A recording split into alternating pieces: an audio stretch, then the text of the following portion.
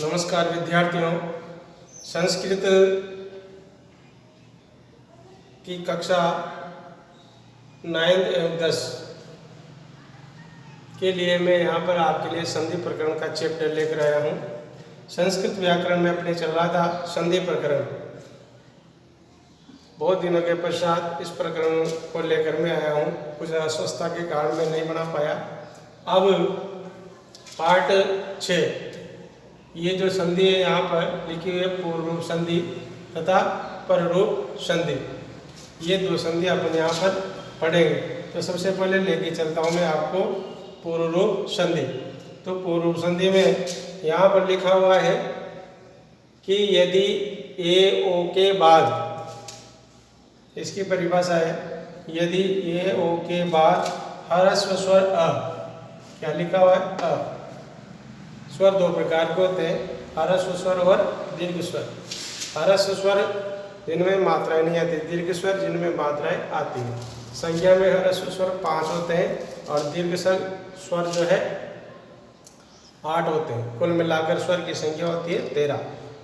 तो इसकी परिभाषा की ओर बढ़ते हैं। यदि ए ओ के बाद ह्रस्व स्वर अ हो तो पूर्व वर्ण, अतः ये जिसमें मात्रा लगी हुई है ये या ओ की, पूर्व वर्ण ये ओ के पश्चात अ वर्ण आता है। पूर्व वर्ण ये ओ के स्थान पर पूर्व रूप आदेश हो जाता है, अर्थात इसमें अवग्रह चिन्ह आता है। अवग्रह चिन्ह इसको बोलते हैं यश की तरह। गणित की संख्या 5 होती है उसकी तरह। तो यहाँ पर ये अवग्रह चिन्ह इसमें आता है। पूर्व रूप संधि के पहचान क्या है, अवग्रह चिन्ह। जिसे यहाँ उदाहरण में भी आप देख रहे हैं, वने अस्मिन, पढ़ते हैं इसको, क्या पढ़ते हैं इसको, इसका नाम क्या है, क्या बोलते हैं इसको, अवग्रह चिन्ह। यहाँ लिखा हुआ है, इसके आगे ही यहाँ पर ये रेखा खींचे मैंने, क्या लिखा है, अवग्रह चिन्ह। अवग्रह चिन्ह बोलते हैं इसको। तो यहाँ वने अस्मिन, अब यहाँ पर बोला ये ओ के बाद, ये ओ के बाद ह्रस्व स्वर, इसको अब बोलते हैं स्वराज। तो यहाँ पर क्या हो जाएगा, वने, न में की मात्रा है, ये या ओ वर्ण के बाद ही आएगा। ये अवग्रह चिन्ह किसके बाद आएगा, ए या ओ के बाद। तो वने अस्मिन, तो यहाँ पर लिखेंगे अपन वने धन प्लस में बोल सकते हैं आप। अब ये अवग्रह चिन्ह है, इसको किस में लिखेंगे, अ में, क्या दे देता है, अ में लिख देंगे प्लस ये पीछे की क्रिया यहाँ पर जोड़कर लिख देंगे असल को अत्र। अब यहाँ पर एक ही मात्रा आई थी तो एक आदेश हुआ था। को में किसकी मात्रा, ओ की। तो यहाँ अब यह ओ भी, ओ के बाद भी अ आएगा, अरे के बाद भी अ आएगा। तो यहाँ पर देखते हैं अपन, मैं वही को जैसे जैसे लिखेंगे प्लस अवग्रह चिन्ह को क्या बना देंगे, अ, और उसके पीछे क्या लिखा हुआ है, त्र, को प्लस अत्र। बालो अयम, बालो प्लस अयम। विष्णु औ, विष्णु प्लस औ। कुतो अयम, कुतो प्लस अयम। तो देखा बच्चों आपने यहाँ पर कि कितनी सीधी है संधि है पूर्व संधि। इसकी परिभाषा के आधार पर यहाँ पर यदि हमें समझ में नहीं आता तो यहाँ पर इस चिन्ह से अपन इसको समझ सकते हैं। इस चिन्ह की सुविधा के अनुसार इस संधि को आसानी से अपन को समझा जा सकता है। तो यहाँ पर कितनी आसानी से वने अस्मिन, वने प्लस अस्मिन, तो ऐसा का वैसा ही क्रम है। यहाँ पर को प्लस केवल इस चिन्ह को यहाँ पर बदलना है। इस प्रकार से ये पूर्व रूप संधि जो है यहाँ पर इस तरह से आप समझ सकते हैं। अब मैं आपको जो है पररूप संधि की ओर ले जाता हूँ।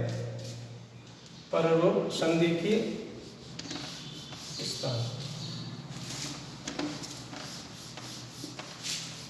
पररूप संधि में भी वही परिभाषा है। इसमें कौन सी संधि है, पररूप, पररूप, इसमें लिखा है पररूप, पर, तो यहाँ पर आ गया प्र, प्र और उप, प्र क्या है, उपसर्ग है, प्र उप अकारांत उपसर्ग के बाद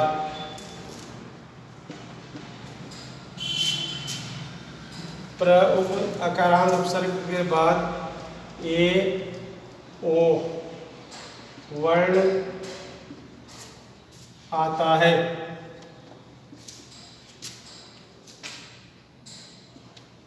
तो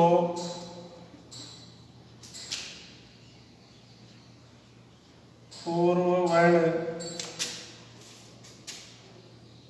का पररूप एकादेश हो जाता है। इसे पररूप संधि कहते हैं। जैसे प्रेजते, प्र प्लस एजते, इस तरह से यहाँ पर आपने इस संधि को समझा। अब देखते हैं यहाँ पर अन्य उदाहरण।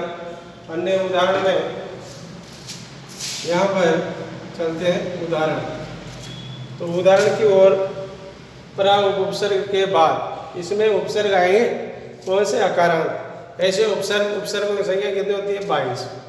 लेकिन यहाँ पर दो उपसर्ग बताए, प्र और उपसर्ग के बाद ए ओ वर्ण आता है तो पूर्व वर्ण का पररूप एकादेश हो जाता है। अब यहाँ प्र उपसर्ग आया, प्र में किसकी मात्रा है, ए की मात्रा है, तो यहाँ पर ए की मात्रा निकाल देंगे अलग से। तो प्र के बाद क्या है ये, तो यह क्या बोला है, बाद, ए ओ, दोनों में से कोई सा भी आ सकता है। जैसे यहाँ पर लिख दिया मैंने प्रोसति, अब प्रोस्ति में प्र उपसर्ग है तो प्र उपसर्ग तो अलग निकाल देंगे। प्र में किसकी मात्रा, ओ की मात्रा अलग निकाल देंगे, औसति, प्र प्लस औसति। यहाँ पर आ गया उ पे ध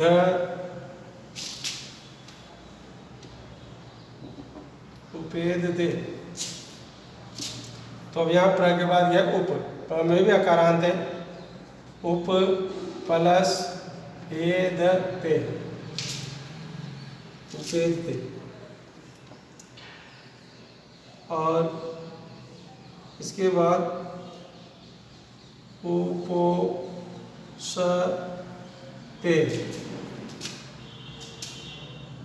उपोसति, इसका जाएगा उप प्लस ओसति। इस प्रकार से यहाँ पर आप इसका संधि विच्छेद कर सकते हैं। तो ये भी सरल संधि है, इसमें प्र और उपसर्ग से आप इसको पहचान सकते हैं। तो देखा आपने आसंधि प्रकरण में पूर्व रूप और पररूप संधि पढ़ी। तो पूर्व रूप और पररूप संधि के पश्चात अब इसके बाद व्यंजन संधि आएगी। तो व्यंजन संधि में भी आपको बड़ी सरलता से समझाया जाएगा। और आज अपने जो स्वर संधि प्रकरण समाप्त होता है। फिर अगले चैप्टर में मैं आपको व्यंजन संधि लेकर आऊँगा। आज के लिए इतना ही काफ़ी है। धन्यवाद।